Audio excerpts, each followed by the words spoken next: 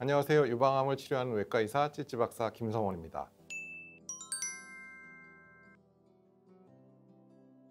유방암 진단 받으시고 너무나 당황스러우시죠? 아마 인터넷을 엄청나게 찾으셨을 거라 생각하고요. 환우분들이 가입하는 여러 가지 카페에 많이 가입하셨을 거라고 생각합니다.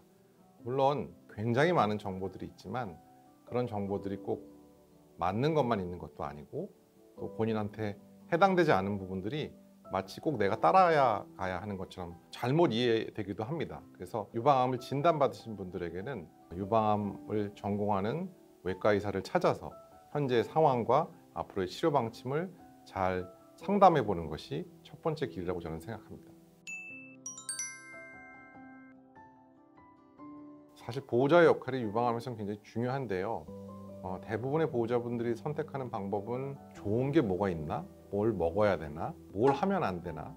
그리고 인터넷을 하루 종일 밤새도록 이제 찾아 헤매는 경우가 대부분인데, 저는 그냥 옆에 조용히 있어주는 거, 그게 제일 좋은 보호자의 자세라고 생각합니다. 뭔가를 해줘야 된다, 내가 뭔가를 해줘야 내 마음이 편한 것이지만 사실 그게 환자분들에게 그렇게 도움이 되는 건 아니거든요. 뭔가 해야 할 사람은 의사가 해야 되는 거고, 보호자는 조용히 환자가 슬퍼할 때 옆에서 손잡아주고 또 외로울 때 옆에 있어주는 것이 보호자의 역할인 것이지, 어떤 치료의 가이드라인 혹은 치료를 가이드하는 사람이 보호자라는 착각은 좀 버리시는 게 좋을 것 같아요. 근데 그렇게 했을 때도 본인이 뭔가 난 내 와이프나 혹은 내 어머니한테 뭔가 해주고 있다라는 그런 또 안도감도 있기 때문에 아마 많이 택하실 수밖에 없는 거겠지만, 의사결정이라든지 그런 부분들은 반드시 전문가의 판단에 따라서 따라오시는 것이 저는 가장 중요한 부분이라고 생각합니다. 좋은 의사를 찾는 건 진짜 어렵거든요. 이거는 제가 유방암을 하는 의사지만 우리나라에서는 이제 명의는 많은 환자를 보는 의사가 명의로 간주되고 있습니다. 전혀 그렇지 않죠.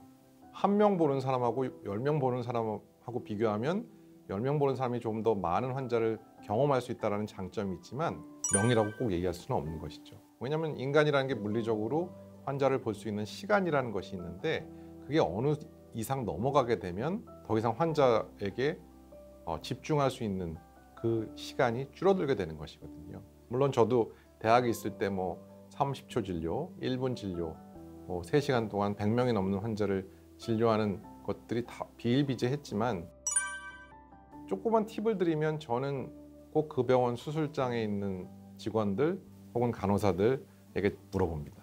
예를 들어서 외과 의사의 경우에 그 외과 의사의 실력을 가장 잘 아는 사람은 같이 일하는 수술장 간호사겠죠.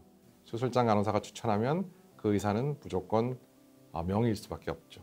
돈이 결코 적게 드는 그런 질환은 아닌데, 다행인 것은 이제 보장성이 워낙 강화되어 있기 때문에 환자 본인이 내는 금액은 전체 금액의 한 5% 정도밖에 되지 않습니다. 물론 5%밖에 되지 않는다 해도 워낙 치료비가 많기 때문에 수백만 원 정도의 금액을 내게는 돼 있습니다. 물론 그거는 어떤 종류의 방을 쓰느냐, 어떤 종류의 또 수술 재료를 쓰느냐에 따라서 많은 차이가 있겠지만, 요즘은 워낙 보장성이 강화되어 있기 때문에 돈이 없어서 수술을 못하거나 재건 수술을 못하는 경우는 극히 드물고요. 또 여러 가지 기관에서 조금은 금전적으로 경제적으로 어려우신 분들에게 굉장히 많은 도움의 손길을 지금 주고 있습니다. 그래서 어려움이 있으신 분들은 사회사업실, 병원의 사회사업실이나 혹은 원무과에 문의를 하시면 도움을 받을 수 있는 부분들이 많이 있고요. 저희 같은 경우에는 이제 예방적인 수술을 계획하고 있는 경우에 보험이 사실은 안 되거든요. 양쪽 유방을 안젤리나 졸리처럼 예방하는 경우에는 공호재단과 함께 저희가 예방적인 수술비 지원도 하고 있기 때문에 관심 있으신 분들은 꼭 찾아주시면 좋겠습니다. 유방을 절제할 것이냐 보존할 것이냐는 얼마나 혹이 크냐 작냐에 따라 달려 있습니다.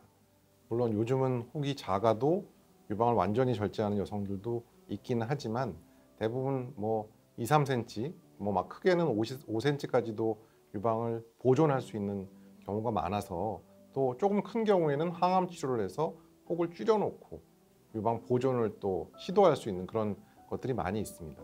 다시 말해서 가슴이 좀 큰 여성은 유방암의 사이즈가 좀 크더라도 보존할 수 있는 것이고요.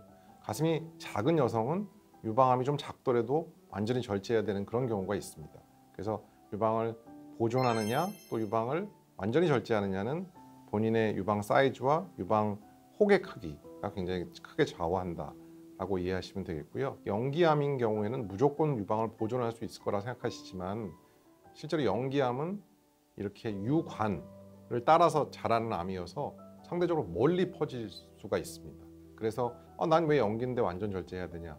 영기암도 완전 절제할 수 있다는 그런 부분은 꼭 이해하셔야 될 것 같습니다.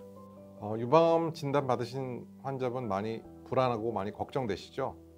모든 걱정 내려놓으시고 대림성모병원 행복한 유방센터에 카카오톡 플러스 친구 신청하셔서 저한테 질문 주십시오.